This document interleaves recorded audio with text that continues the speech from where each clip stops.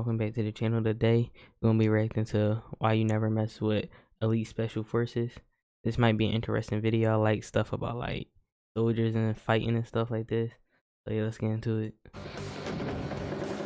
What you're seeing right now is a highly classified group taking over a dangerous criminal group. And trust us, that's just the beginning of the video. The next groups will shock you. And let's start with Delta Force. This is 1st Special Forces Operational Detachment Delta, elite special forces that are involved in counterterrorism, high-risk operations, and daring rescue missions. But don't tell anyone we told you, because the USA will deny these guys even exist. What we do know is that since Delta Force was formed in 1977 by Colonel Charles Beckwith, the group has been involved in many dangerous top-secret missions. Taking down a Somalia militia leader? Easy. Rescuing an army helicopter pilot? Easy. What else?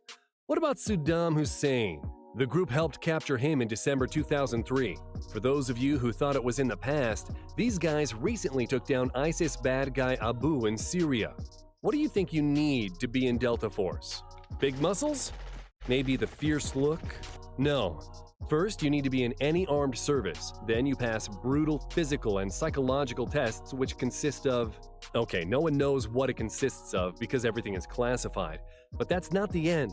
Then you're taught to pass brutal marksmanship and covert tradecraft, CIA tactics like dead drops, where you pass secret information to another agent without getting caught, and other espionage methods during a 6-month-long course.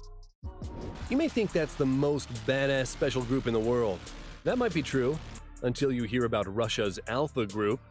Okay, they're terrifying. It's nothing you've heard or seen before.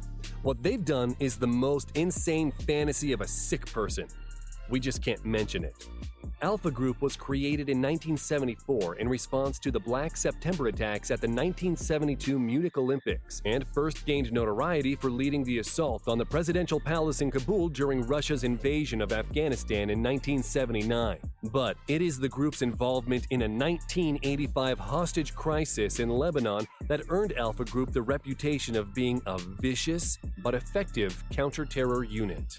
On September 20th, 1985, the Islamic Liberation Organization took hostage 4 Russian diplomats in Beirut. The terrorists warned Moscow would lose all 4 Soviet captives if their demands were not met.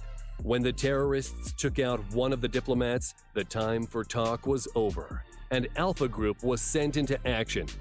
What really happened is not known, but many stories say that Alpha Group took hostages of their own, relatives of the terror group. And the rest of the details are too gory to tell here. But families of relatives received packages with… you know what was in the packages.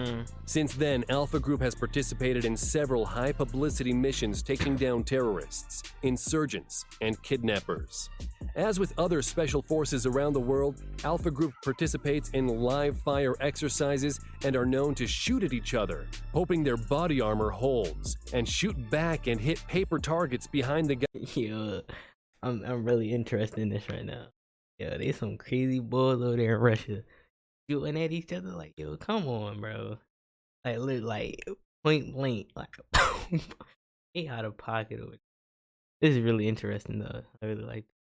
Guy that just shot at them. That said, Alpha Group shooting drills are considered one of the most dangerous in the world. Okay, the next group might not be as deadly as the previous one, but they're well known for their brutal training.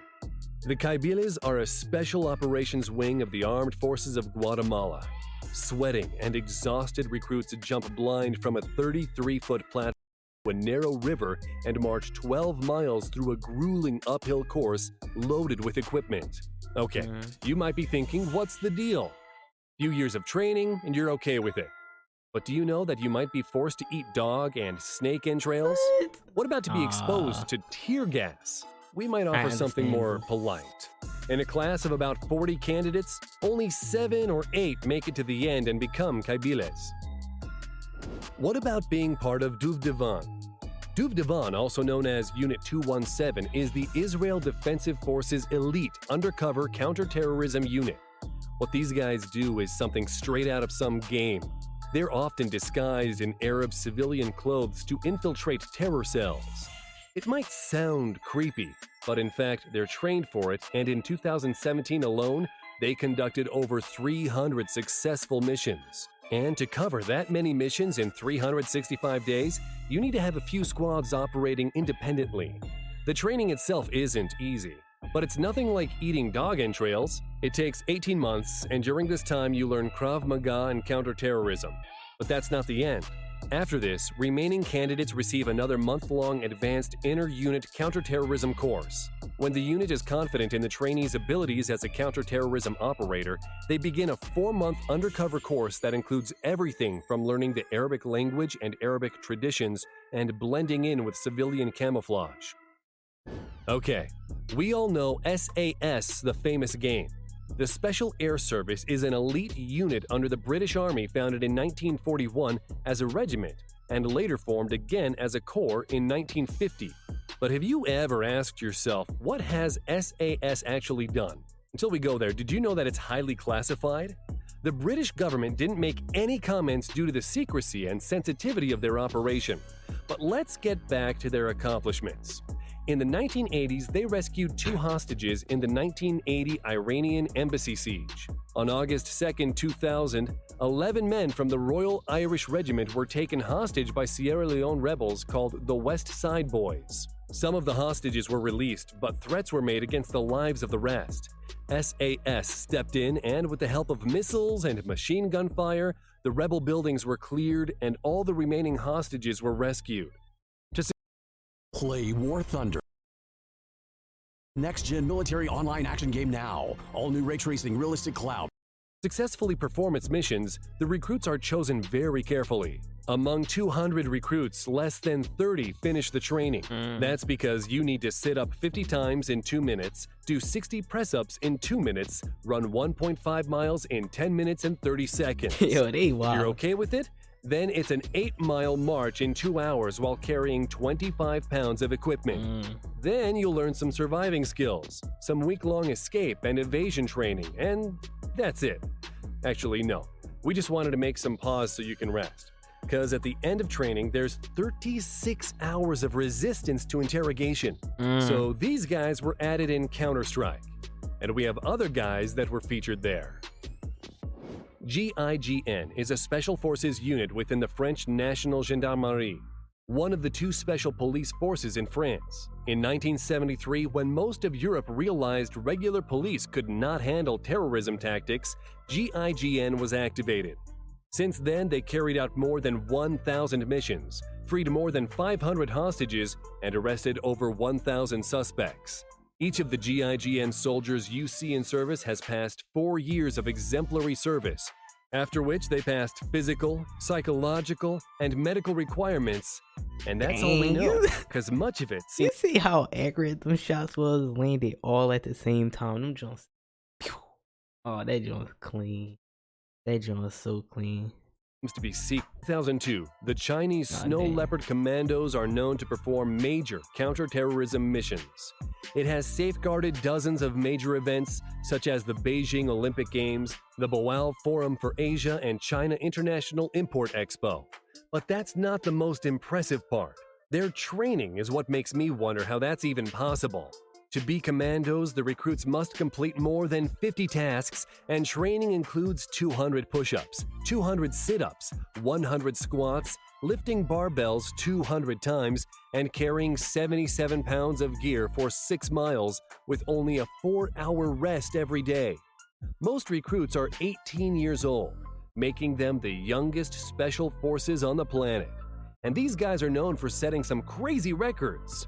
Lai Jidong climbed 59 feet with a rope in around 19 seconds. Zhao Jinping can take out his gun, remove the safety, aim, and hit the target within 1.5 seconds. And Captain Liu set the record for climbing up to a 5th-floor balcony in just 6.07 seconds. Let's move even more east to Taiwan. There you'll find one of the fiercest special forces that's simply called Taiwanese Special Forces. Their training is secret. All we know is it takes just 10 weeks, so the training must be difficult. File with the help of an expert, or let an expert file for you. Intuit TurboTax Live. The soap you shower with? I'll let you in on a little industry secret. Most name brand bars and body washes you rub on your skin are classified by the FDA as synthetic detergent. It's not. But that doesn't mean we don't have something for you. Check out the Road to Heaven, the final stage of the training. In order to become a Frogman, candidates must crawl over 165 feet of jagged and sharp coral rocks in nothing but a pair of shorts and gym shoes. It all starts with a hard fall from standing to planking position, which immediately after, the recruits have to crawl through the rocks on the points of their knees and elbows while their comrades cheer them on with a "I don't feel pain" chant. The recruits must be made of stone. I would scream everything except "I don't feel pain." Along the path are 10 stopping points, where the recruit needs to stop and perform an exercise. And you know what's interesting? If an instructor isn't happy with your level of misery, they will tell you to go back and start again. So you better not mess with your instructor during the training. Then the instructors pour salt water over their wounds as a nice bonus. And finally, you're done. You've finished the course. Now you can wear this badass mask. Grazie. Not worth it. Not worth it. What about the guys on the Segways? How they on Segways? In Chinese police. Police officers in Chengdu City, China, have been given Segways as a greener and more efficient way to patrol the city's Chunqi Road shopping district. Now it's much easier for the police to catch shoplifters in the area, and a team of 10 officers were out in full force showing everyone their new toys as a warning that if you're going to shoplift, you might get caught. Now just imagine if those Taiwanese Marines had Segways. That's all we got for now, folks. Thanks for watching. Yo, that was crazy. The last one, bro. I mean, yeah, the one before last, bro. It's not worth it. It's not worth it, bro. Crawling over rocks on your arms and knees. Doing exercises on it. Throwing salt water on my cuts. That's dead. I'm not doing that. That's too far though. Yo, if you like the video, like and subscribe to the channel. Comment below what you want me to do next. And yeah, I'll see you in the next one. Heard them lasers talking now that we don't pay that no mind. Didn't need to watch and know that I be hearing no.